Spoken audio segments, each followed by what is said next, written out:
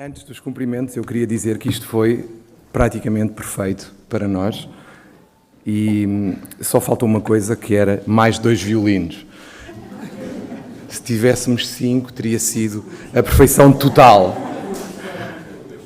Mas eu quero, em primeiro lugar, cumprimentar o Sr. Procurador-Geral da República, que nos dá a honra de estar aqui presente, o Sr. Vice-Presidente do Conselho Superior da Magistratura. Eu diria que sobre estes senhores está depositada a esperança deste país. A justiça é fundamental para este país e eu diria que o Ministério Público, a Magistratura e a Ordem dos Advogados têm a obrigação de aguentar esta democracia numa altura em que ela está sob ataque cerrado de todos. A Ordem dos Advogados tentará, e muito em breve anunciará, iniciativas para tentar chegar aqui a alguns consensos em algumas temáticas e falará naturalmente com Vossas Excelências. Acho mesmo que temos uma missão, como eu nunca pensei que vir a ter, apesar de ser o bastonário do centenário, como eu já disse várias vezes, não pensei que tivesse uma missão tão espinhosa assim como Vossas Excelências. Já o disse várias vezes, o Sr. Conselheiro Luís Azevedo Mendes não é um juiz, perdoa uma expressão, normal, porque não é normal um juiz ser como o Sr. Conselheiro e ter uma abertura tão grande para as novas tecnologias e uma visão tão, perdoa uma expressão, arejada da magistratura. E o Sr. Procurador-Geral da República, por já estar de pantufas em casa e aceitar vir aturar, perdoa uma expressão, este país que mais parece um país de malucos às vezes. E por isso acho que são os dois criadores de toda a minha admiração. Em relação ao Presidente da nossa Comissão de Direitos Humanos, eu, naturalmente, pessoa subejamente conhecida e que aceitou sair da vida política para vir para a advocacia e para a Ordem dos Advogados. Espero que corra tudo pelo melhor, porque eu diria que em si, na sua equipa, depositamos muita esperança e vontade de que as coisas corram bem. Diria que também tenho de destacar aqui a presença de partidos políticos, de deputados e de outras instituições. Não vou repetir o protocolo, porque senão não chegariam 20 minutos.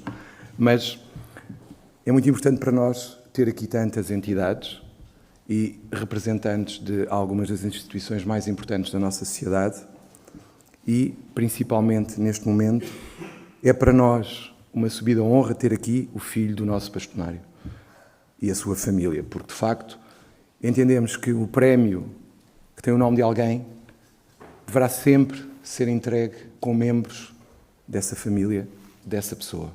Fazer isso sem membros da família, havendo, obviamente, não nos parece correto e, por isso, convidámos e tivemos a honra de ter a presença do filho do Sr. Bastonário Ângelo de Almeida Ribeiro e, por isso, eu agradeço a vossa presença e da sua filha. Sei que prescindiu de uma viagem para estar aqui e nós agradecemos a sua presença.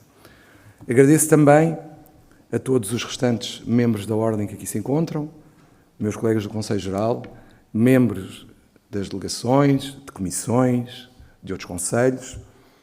Agradeço especialmente na pessoa da Sra. Presidente da Direção da APP-ACDM de Sor, a doutora Cidália, terem vindo aqui com uma comitiva tão bem representada, que tantos momentos de grande sensibilidade e de coragem que nos trouxeram aqui. Eu confesso que, e voltando ao princípio, aos 5 violinos, eu fiquei emocionado porque uma das músicas que mais me acalmou num dos momentos mais difíceis da minha vida foi precisamente a primeira que aqui passou e foi muito importante na ultrapassar de algo que não foi fácil e que passei inclusivamente aqui nesta sala.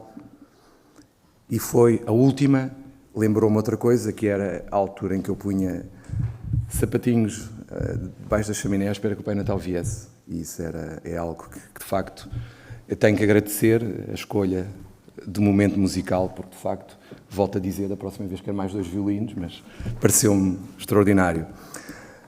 Eu diria que, nos tempos que correm, celebrar a memória de Ângelo de Almeida Ribeiro é algo que nos deve, diria eu, levar a todos a repensar a forma como estamos nas nossas vidas.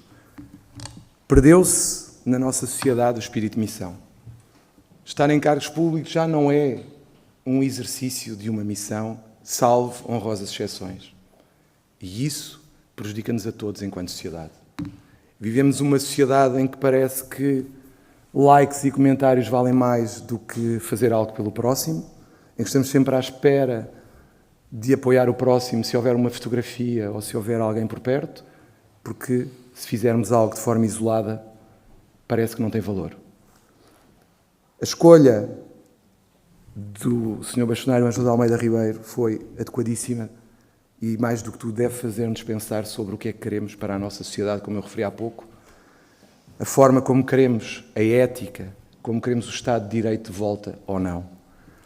Temos aqui duas pessoas e o representante de uma terceira, que foram anteriores presidentes da Comissão dos Direitos Humanos, um que foi presidente na altura de um dos bastonários que mais referências tem em discursos na Ordem dos Advogados, que é Pires de Lima, e é o Dr. António Garcia Pereira, subejamente conhecido.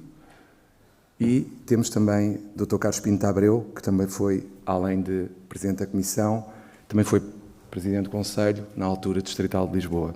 E temos também alguém que eu também já elogiei aqui, numa Assembleia Geral, que é o Dr. Jerónimo Martins, que também foi Presidente da Comissão dos Direitos Humanos e que está aqui representado pela Dra. Isabel Silva Mendes. Quando escolhemos o Dr. Basílio Horta e a sua equipa, esperámos e esperamos muito vocês. Pessoas que têm andado arredadas da ordem, de todo, e um bocadinho até de candeias às avessas.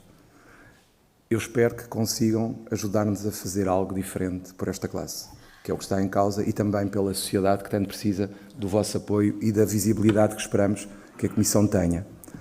Para nós, e agora não me quero alongar muito, mas não posso deixar de o fazer, quando se evoca o exemplo daqueles que nos antecederam, não é só porque gostamos de ir às velharias ou ao mausoléu, é porque queremos recuperar valores do passado. A dignidade, a credibilidade, a forma como nos comportamos em tribunal. Ouço muitas vezes dizer que já não há advogados como antigamente. Isso é do que eu mais ouço. Eu acho que o problema não é haver ou não haver advogados antigamente. Também é um problema, como se diz hoje, um problema de contexto. E a Ordem dos Advogados tem a obrigação de procurar mudar o contexto e integrar de forma diferente os jovens e os menos jovens e ajudá-los a ter um exercício diferente da advocacia e, principalmente, sair daquele miserabilismo que os leva a pensar que a advocacia é uma profissão que não tem credibilidade, sem fazerem uma autocrítica e sem olharem para ver o que é que podem fazer para melhorar a advocacia, e isso parece-nos ser algo que é fundamental e que este Conselho Geral tem a obrigação, assim como todos os que nos ajudam, as comissões e não só, de ajudar a recuperar o orgulho em ser advogado, que para nós é fundamental. Eu diria que, nos tempos que correm, mais do que nunca é necessário a advocacia recuperar a sua credibilidade, porque no final de contas, seja juiz ou procurador, quem defende todos é sempre um advogado. E isso parece que muitas vezes esquece, e a falta de vocação que acontece em muitos de nós conduz a que a advocacia se torne mercantilista, sem qualquer consideração pelo ser humano ou pelo cliente que está à sua frente, pensando única e simplesmente na faturação. E isso não é ser advogado, isso é ser outra coisa qualquer. E agora, porque isto não é uma cerimónia da advocacia, é uma cerimónia de homenagem a vocês e à Sra. Presidente, porque a escolha de Sor foi particularmente fácil, porque, por um lado, fruto dos quilómetros que eu já fiz, eu diria que foi a instituição que me marcou a mim mais em termos de, eu diria, de trabalho e dedicação ao próximo. Num tempo como aquele em que vivemos, eu fiquei muito sensibilizado com o vosso exemplo. E não estou a dizê-lo, eu disse-vos na altura. E, felizmente, o Conselho Geral concordou em atribuir-vos o prémio.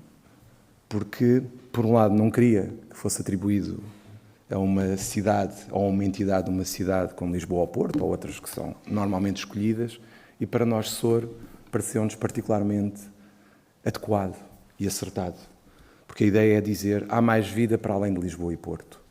Apesar de muitas das vezes parecerem querer resumir o país a Lisboa e Porto, apesar de dizerem que não, o que eu vejo é que cada vez que se fala de alguma coisa que possa ser mais ou menos polémico, lá vêm dizer que não se pode gastar dinheiro, que não se pode fazer isto e, afinal, querem resumir tudo a Lisboa e Porto. Mas Portugal tem mais para além da capital do Sul e da capital do Norte. E eu acho que ver pessoas que abdicam de outro tipo de trabalhos para se dedicarem a outras pessoas que têm necessidades especiais e viverem a sua vida dessa forma e conseguirem ajudá-las a ter uma melhor vida, eu acho que isso é a essência de tudo. No final da vida, a única coisa que fica é a nossa consciência e aquilo que fizemos pelos outros. E vocês têm o saco bem cheio disso, porque todos os dias enfrentarem situações como aquelas que eu próprio assisti e continuarem com um sorriso na cara, isso não é para toda a gente.